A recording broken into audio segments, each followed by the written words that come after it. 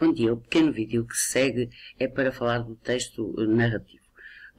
Eu vou-me basear num documento da editora Texto, um documento que é para o 12º ano, mas que serve para qualquer ano de escolaridade.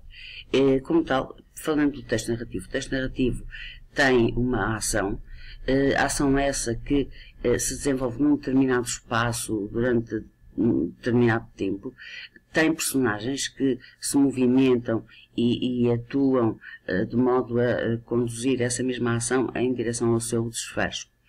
Há um narrador e pode haver um narratário. Como vimos, por exemplo, em Viagem na Minha Terra, tínhamos um narrador que se dirigia ao seu caro leitor, às suas leitoras, e como tal, essas leitoras ou o caro leitor eram o narratário desse narrador. Atenção que não podemos confundir autor com o narrador. Reparei, se falarmos em Eça de Queiroz, vou dar apenas este exemplo. Eça de Queiroz tem nos Maias um narrador que não é o mesmo narrador de um outro livro do mesmo autor, por exemplo, que é A Cidade e as Serras. Não podemos dizer que o narrador dos Maias é o mesmo narrador de A Cidade e as Serras. Temos depois os modos de expressão. Modos de expressão, e estamos a falar em monólogo, em diálogo. Podemos falar em modos de representação, se falarmos em descrição, narração. Reparem, as descrições aparecem no texto narrativo e são momentos de pausa na ação. Quando eu descrevo o ramalhete, quando eu descrevo um espaço aberto, um determinado jardim, eu estou a fazer um momento de pausa na ação, ou seja, a ação não está a avançar em direção ao seu final. E isso às vezes provoca nos leitores um certo tédio, porque se não soubermos usufruir daquilo que as descrições nos dão, de facto, e se quisermos apenas ir em direção ao desfecho, ficamos numa ansiedade porque queremos saber o que é que vai acontecer. Pelo contrário, a narração, por oposição à descrição, a narração são momentos de avanço, são momentos em que a ação está a avançar em direção ao seu desfecho e nós rapidamente ficamos a saber em que é que resultou determinada ação de determinadas personagens. Vamos deter-nos em cada um destes elementos muito rapidamente e se passarmos, por exemplo, à ação, temos a ação principal e a ação secundária. Obviamente, como diz ali no texto, a ação principal é constituída pelos acontecimentos principais, enquanto que a ação secundária é aquela que decorre, mas que tem menos importância. Se nos centrarmos nos Maias, podemos dizer que a ação secundária tem a ver com os amores de Pedro da Maia, e a ação principal terá a ver com os amores incestuosos de Carlos. Quanto à estrutura, pode haver aqui no texto narrativo, o encadeamento das ações. Encadeamento quando as ações são encadeadas temporalmente umas nas outras, o encaixe, quando uma história é encaixada noutra, ou seja, numa ação principal, é encaixada uma segunda ação, uma segunda história. E a alternância, quando o narrador nos coloca face a determinados factos de forma alternada. Temos depois, a nível dos momentos da ação, toda e qualquer ação apresenta-nos um momento inicial em que são geralmente apresentadas as personagens e depois vem o desenvolvimento em que nós vemos essas personagens agir e vemos tudo aquilo que lhes acontece e acaba por haver depois um desfecho, acaba por haver o desenlace da ação. Reparem que a situação inicial já muitas vezes anuncia aquilo que vai acontecer no desenlace. Relativamente à delimitação, isto é outro ponto em que quero centrar-me e quero que tenham atenção a este aspecto. Uma ação aberta é aquela em que podemos dizer que pode haver continuidade ou pode haver ainda uma maneira de se dar continuidade à história.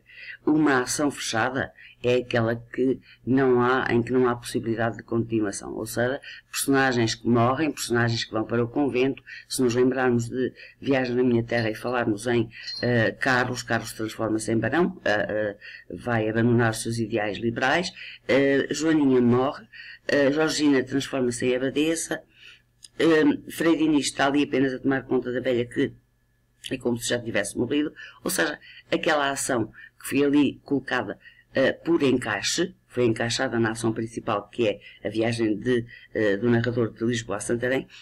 Se nós virmos, aquela ação é uma ação fechada. Não há possibilidade dela vir a continuar. Portanto, reparem, esta ideia de delimitação tem a ver com a ideia de a intriga ter ou não possibilidade de continuar. Quando as personagens morrem, quando se enfiam num convento, quando se suicida, não há possibilidade de continuação. O que diz aqui, o desfecho da ação é definitivo. Conhece-se o destino das personagens. A nível de personagens, toda a gente já sabe isto, mas eu refiro novamente.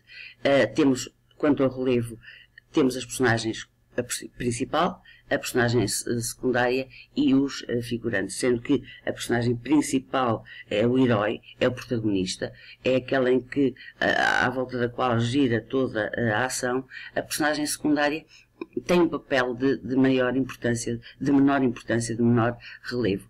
O figurante não intervém na ação. Muitas vezes o figurante é tido apenas como fazendo parte do cenário. É para dar realismo ao cenário, digamos que é um cenário de carne e osso. Ele não intervém diretamente na ação. A nível de composição, como é que vamos classificar as personagens? Pode ser modelada ou redonda, quando evolui, quando tem densidade psicológica, quando nos surpreende. A personagem plana não tem complexidade psicológica quase nenhuma e é previsível, não nos vem a surpreender.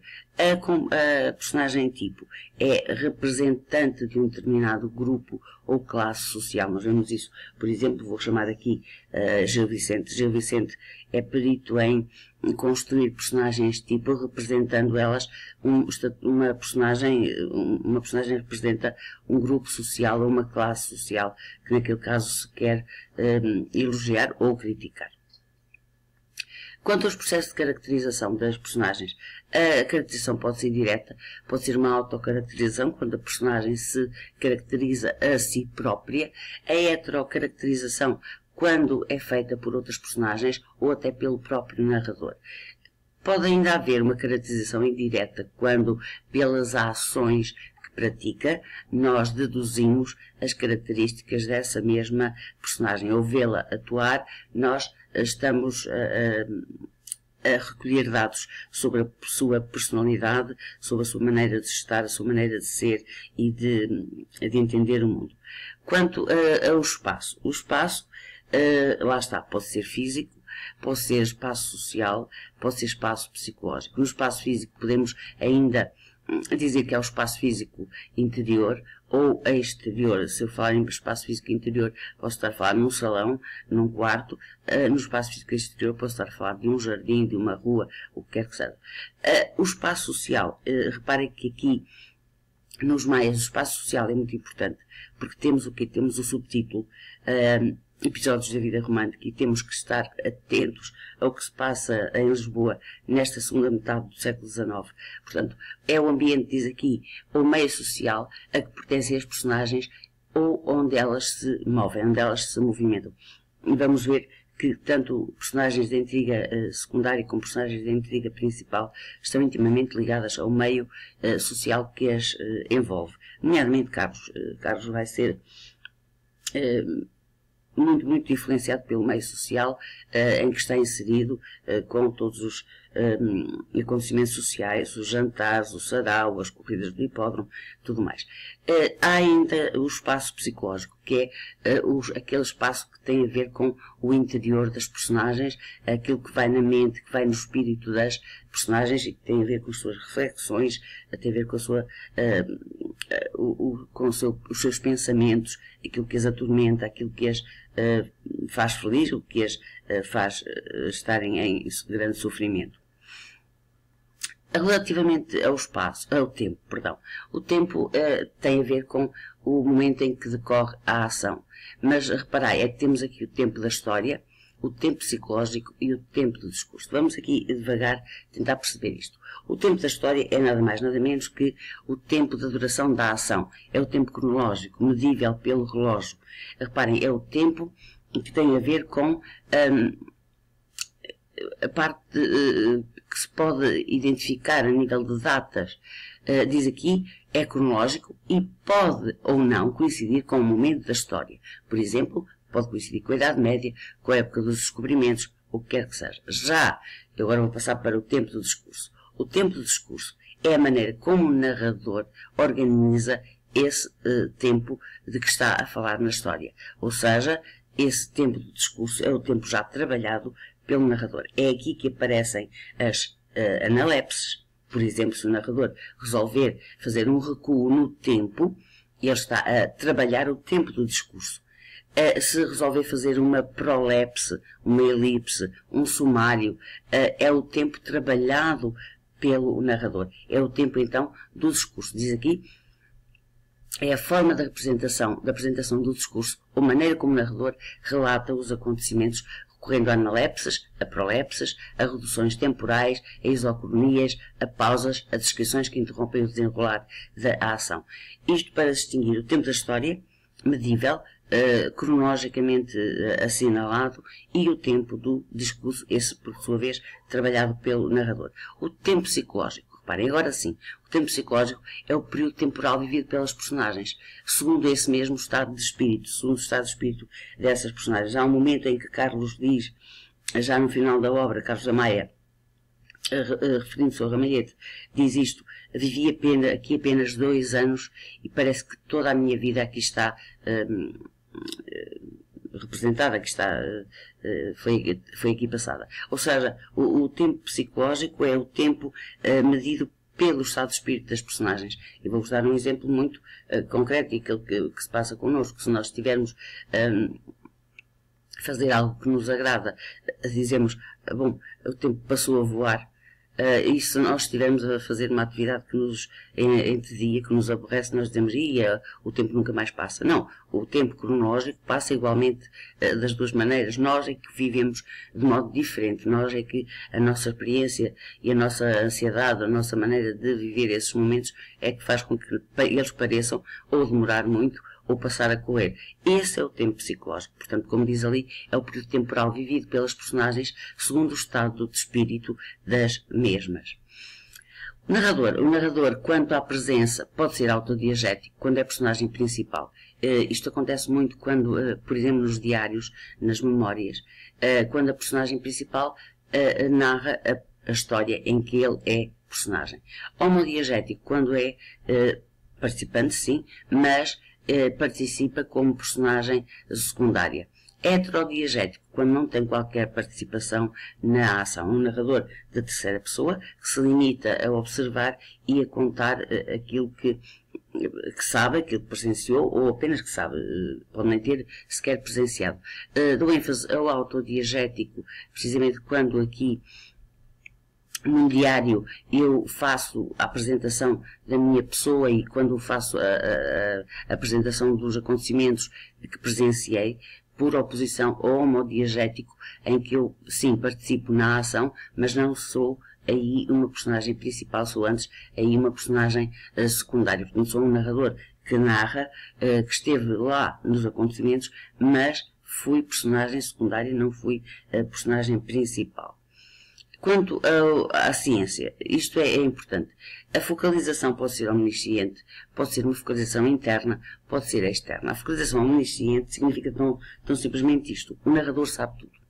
O narrador sabe tudo acerca da ação, acerca das personagens, inclusive o narrador sabe o que se passa no interior das personagens, o que elas pensam, o que é que elas estão a sentir. Omnisciente quer dizer que sabe tudo. Quanto à focalização interna, aqui é quando o narrador adota o ponto de vista de uma personagem. Ele, a partir da visão dessa personagem, ele vai nos narrar aquilo que vê pelos olhos dessa personagem. A focalização externa é quando o narrador nada sabe, apenas conhece o exterior das personagens, não está na posse de outros conhecimentos mais profundos, apenas nos dá aquilo que lhe é permitido ver de uma visão exterior. O narratário, nós já conhecemos o narratário, é uma personagem fictícia, tal como o narrador. Vimos o narratário em Viagens na Minha Terra e o narratário será a entidade a quem o narrador se dirige. Obviamente que, cá está, é uma entidade fictícia, um ser de papel com